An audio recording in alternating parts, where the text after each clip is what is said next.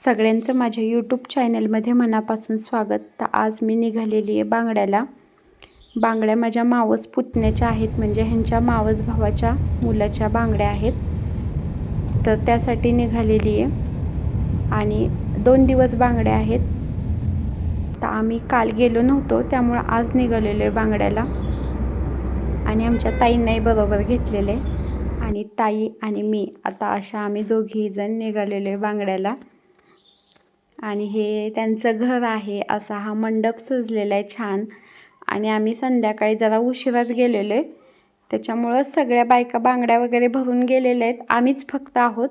सकाळ 2 दिवसापासून बांगड्या असल्यामुळं आदल्या दिवशी सगळे पाहुणे आलेले आणि सकाळपासूनही पाहुणे चालू होते. आम्हालाच जायला उशीर झालेला आहे. मी म्हणजे संध्याकाळी 4ला आलेली आहे.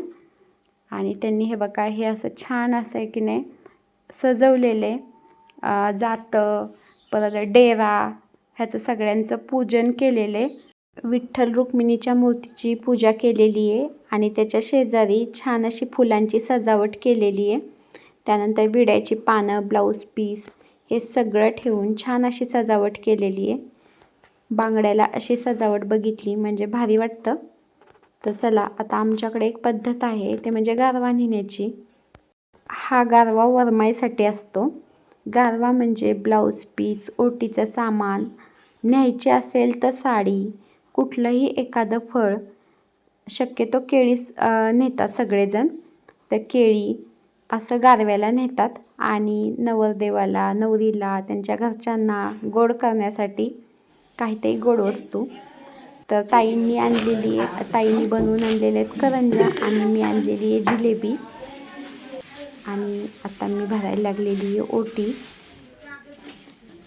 ताईंनी आणलेलं ओटीचं सामान आणि मी आणलेलं ओटीचं सामान, असं दोघींनी आणलेल्या ओटीच्या सामानाची ओटी वरमायची मीच भरलेली आहे. त्या पोरग चाललं तिकडं, गाड्या येते ते तो. लग्न हा सगळ्यांसाठीच खूप आनंदाचा क्षण असतो आणि आईवडिलांसाठी तर विशेष असतोच, कारण त्यांनी आत्तापर्यंत मुलांसाठी जे कष्ट केलेले असतात, त्यांच्यासाठी जी स्वप्न बघितलेली असतात, तर ती स्वप्नपूर्ती करण्याचाही दिवस असतो. कारण लग्न केल्यावरती आपण एका मोठ्या जबाबदारीतून मुक्त होतो आणि मुलं सक्षम होत आहेत आपली जबाबदारी घेण्यासाठी, असं आईवडिलांनाही वाटायला लागतं. त्याच्यामुळं लग्न सगळ्यांसाठीच महत्त्वाचा क्षण आहे. लग्नामध्ये वेगवेगळ्या भागात वेगवेगळ्या पद्धती असतात.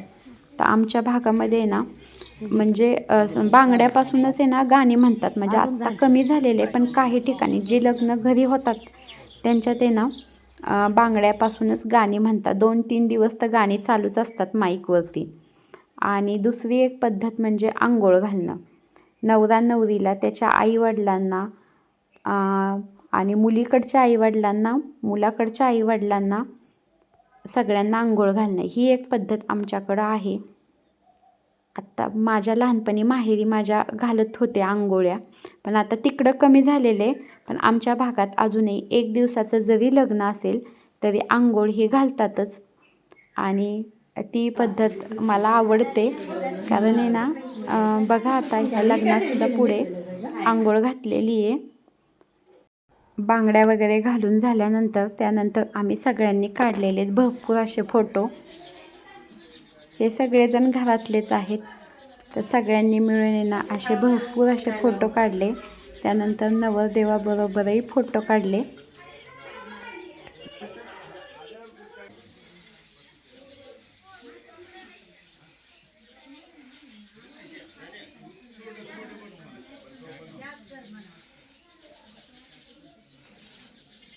पुढे असं तिरकं सगळे दिसताय त्यात.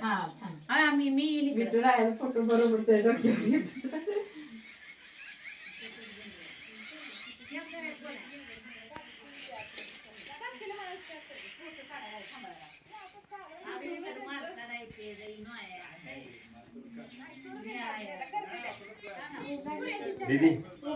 लग्न हे कार्यालयात आहे आणि हे ते मंगल कार्यालय आहे, ज्याच्यामध्ये हे लग्न पार पडणार आहे.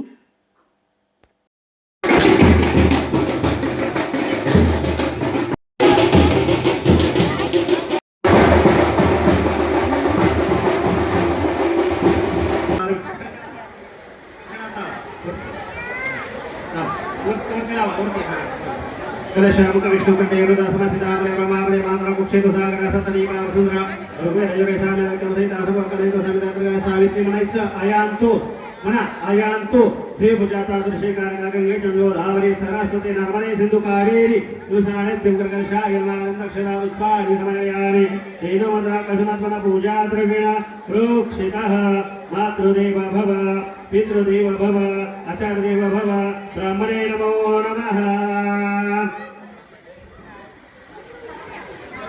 कशामध्ये अक्षर पाहिजे लग्नामध्ये आंघोळ घालायची पद्धत काही भागामध्ये मागे पडलेली आहे, पण आमच्या भागामध्ये लग्न एका दिवसाचं जरी असेल आणि ते कार्यालयात जरी असेल तरी आंघोळ ही घालतातच. आणि आंघोळ घालताना कळस मांडला जातो. कळस म्हणजे तांबे साईडला ठेवून त्याला ना दोऱ्याने गुंफून त्यानंतर त्याच्यामध्ये पाट वगैरे ठेवून आंघोळीच्या बादल्या असं ठेवून कळस मांडला जातो.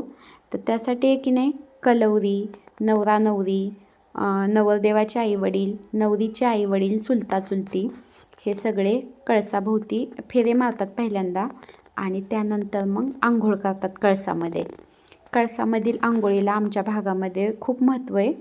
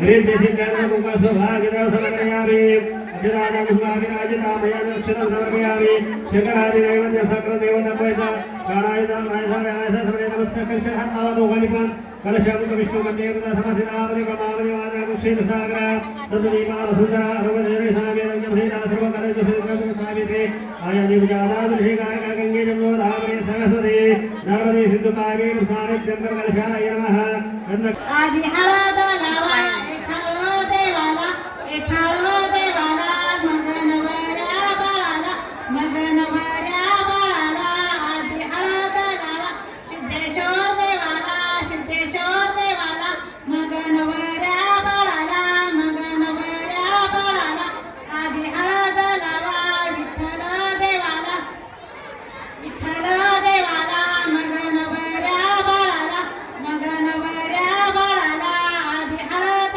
लावा दत्तात्रय देवाला दत्तात्रय देवाला मग नवऱ्या बाळाला मग नवऱ्या बाळाला आधी हळद लावा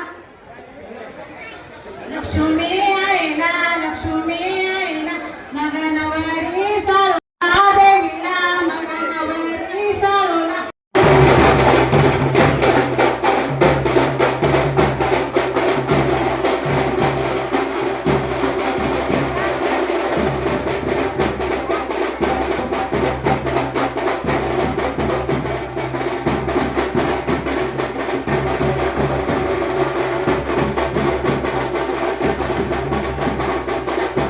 अभिराजिता मया निवेदना ग्रहण अक्षतं समर्पयामि मानसे सुगन्धे मानसे मया पुष्पाणि समर्पयामि ओनः गणपति शर्करादिनैव सकृतनैव तत्वा नमस्कार विकर्षणात्वा दोघे विकर्षणात्वा कलशात्वा कलशामुख विष्णुकंठे रुद्रसमस्थितामले ब्रह्मावली मातरं कुक्षेतु सागरा सप्तदीपा वसुंधरा ऋग्वेदयुगेशामे लग्नमसहिता सर्वकलेषु समितात्रिका सावित्री आयादिभुजाता दृश्यकारका गंगे जंगोदावरी सरस्वती नर्मदे सिंधु कावेरी तानि दिवकर्कशाय नमः पुष्पाणि समर्पयामि मातृदेवो मित्रदेवो आचार्यदेवो ब्राह्मणे नमो नमः त्या 3 विटाला पाणी घाला.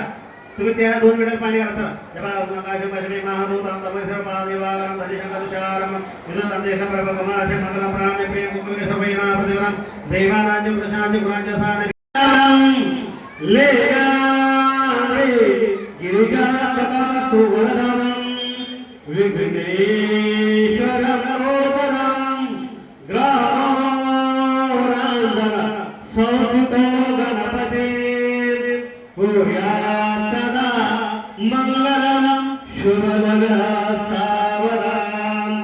अशी एक जुनी म्हण आहे की नवरा आला नवरीसाठी आणि वराड आलं जेवणासाठी. पण तसं काही नव्हतं. आम्हाला भूक लागली होती त्याच्यामुळं आम्ही छान असं जेवलेलो आहे. आणि त्यानंतर ताईंना सोडण्यासाठी आलेलो आहे ताईंच्या शेतामध्ये. तर ताईंनी इथं सगळ्या भाज्या लावलेल्या आहेत. त्याच्यामध्ये कांदा, मिरची, वांगी सगळ्या भाज्या आहेत. मेथी, शेपू, गवार, पालक आणि मलाही भरपूर अशा भाज्या दिलेल्या आहेत. शेवग्याच्या शेंगाही लावलेल्या आहेत त्यांच्या शेतात आहेतच, तर त्याही दिलेल्या आहेत. आणि त्यानंतर मग आलेलो आहोत आम्ही घरी.